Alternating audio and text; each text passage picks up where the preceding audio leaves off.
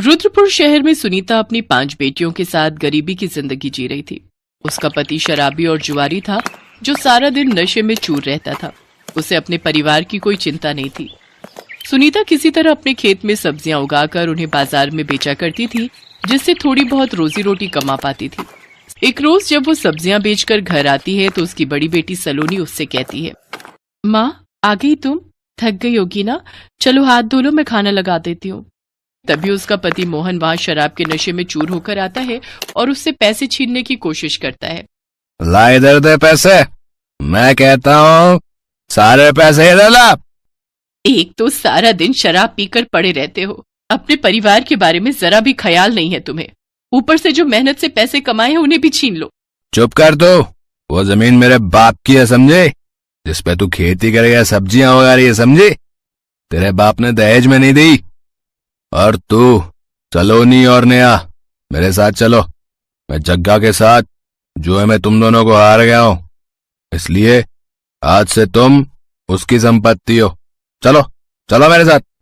खबरदार जो मेरी बेटियों को हाथ भी लगाया। अरे कैसे बाप हो अपनी बेटियों को दांव पर लगाए। छी, शर्म आनी चाहिए तुम्हें। मुझे तो तुम्हें इनका बाप कहने में शर्म आ रही है। चले जाओ यहाँ से, तुम्हारा मेरी बेटियों पर कोई हक नहीं है। तू रोकेगी मुझे? हैं? तू रोकेगी मुझे? अभी बताता हूँ मैं तुझे।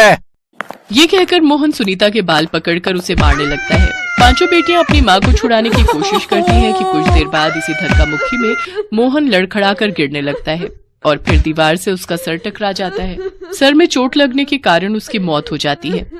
ऐसे दुष्ट अत्याचारी इंसान को यही सजा मिलनी चाहिए थी। आज तक अपनी बच्चियों का पेट पालने के लिए 1 रुपया तक नहीं कमाया, उल्टा उन्हें बेचने की बात करता है। अच्छा ही हुआ जो तू हमारी जिंदगी से चला गया। सुनीता को अपने शराबी पति की मौत का जरा भी गम नहीं होता। ऐसे ही कुछ दिन बीत जाते हैं। एक रोज पड़ोस में रहने वाली अनुपमा की बेटी की शादी थी। वो सुनीता को शादी का निमंत्रण देने उसके घर आती है। सुनीता, मेरी बेटी की शादी पक्की हो गई है। एक बड़े घर में रिश्ता हुआ है उसका। ये ले उसकी शादी का कार्ड। तू अपनी 5 बेटियों को लेकर जरूर आना। हाँ अनुपमा बहन, मैं जरूर आऊंगी। अच्छा, वैसे तुम कब कर रही हो अपनी बेटियों की शादी? क्या उन्हें घर पर ही बैठाने का इरादा है? वैसे भी तुम इन 5 की शादी करोगी कैसे? तुम्हारा पति शराबी था, उसने तो कुछ कमाया नहीं, और जो कुछ तुम कमाती हो उससे तो बड़ी मुश्किल से तुम्हारा 2 वक्त का गुजारा निकल पाता होगा। मुझे तो तुम्हारे बारे में सोचते हुए बड़ी ही दया आती है। कैसे हाथ पीले करोगी उन सबके। अनुपमा बहन, अब जो उनकी किस्मत में लिखा होगा वही होगा। सुनीता ऐसा कहकर बात टाल देती है, लेकिन वो अच्छे से जानती थी कि अनुपमा उसे ताने दे रही थी। कुछ समय बीतने के बाद निधि की शादी में सुनीता अपनी 5 बेटियों के साथ पहुंचती है, जहां निधि का ब्राइडल लहंगा देखकर सभी उसके लहंगे की बहुत तारीफ करते हैं। सुनीता की तीसरी बेटी अर्चना भी निधि से कहती है, निधि तुम्हारा ब्राइडल लहंगा कितना सुंदर है। काश कि मुझे भी अपनी शादी पर इतना सुंदर लहंगा पहनने को मिले। अरे ये लहंगा तो मेरे ससुराल वालों ने फॉरेन कंट्री से मंगवाया है, जो कि बहुत ही महंगा है, और तुम जैसी गरीब लड़कियां तो सपने में भी इतना सुंदर लहंगा नहीं देख सकती। निधि, तुम्हें हमारी गरीबी का मजाक उड़ाने का कोई हक नहीं है, समझी? और हम जानते हैं कि हमारी माँ ने हमें कितनी मेहनत से पाल पोस कर बड़ा किया है। वो हमारे लिए जो भी करेंगी वो हमें अच्छा ही लगेगा। वो 5 बहनें बहुत ही समझदार थी। वो अपनी माँ की हालत जानती थी, इसलिए वो किसी भी चीज की फरमाइश नहीं करती थी। एक रोज सुनीता की तबीयत थोड़ी खराब थी तो उसकी मंझली बेटी रेखा उससे कहती है, माँ आज तुम काम पर मत जाओ, तुम्हारी तबीयत ठीक नहीं है। आज आपकी जगह मैं सब्जियां बेचने चली जाती हूँ। लेकिन बेटी तू कैसे? वो ठीक कह रही है माँ, और मैं घर का सारा काम करूंगी और अर्चना और छोटी आपकी सेवा करेंगी। इस तरह 5 अपना काम बांट लेती हैं। उधर रेखा सब्जियां बेचने चली जाती है, जहां उसके ठेले पर एक औरत उर्मिला आती है और रेखा से कहती है, बेटा मुझे सभी सब्जियां 1-1 किलो बांध दो। अच्छा, वैसे क्या नाम है तुम्हारा? यहाँ नई लगती हो। जी मेरा नाम रेखा है और मैं सुनीता जी की बेटी हूँ। आज माँ की तबीयत खराब थी इसलिए मैं आई हूँ। अच्छा, तुम सुनीता की बेटी हो।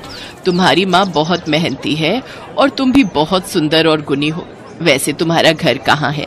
मैं सुनीता से मिलकर उसका हाल चाल जानना चाहती हूँ। रेखा उसे अपने घर ले जाती है, जहाँ उर्मिला देखती है कि उसकी 5 बेटियां हैं और 5 ही बहुत सुंदर हैं। सुनीता, तुम्हारी 5 बेटियां कितनी सुंदर और गुणवान हैं। मुझे अपने 5 बेटों के लिए ऐसी ही लड़कियां चाहिए थी। अगर तुम्हें ऐतराज ना हो तो क्या तुम मेरे बेटों से अपनी बेटियों की शादी करवाओगी?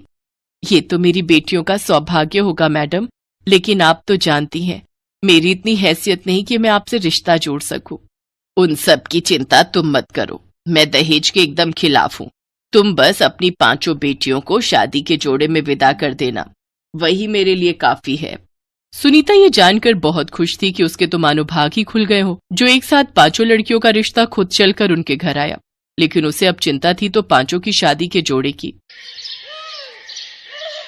हे भगवान, मेरे पास तो इतने भी पैसे नहीं है कि मैं अपनी 5 बेटियों को शादी का जोड़ा दिला सकूं। तभी उसकी बेटी सलोनी वहां आती है और अपनी माँ से कहती है, माँ, आपको चिंता करने की कोई जरूरत नहीं है। ये देखिए, हमने पुरानी साड़ियों से और कतरन से 5 ब्राइडल लहंगे बनाकर तैयार किए हैं। क्या? सचमुच?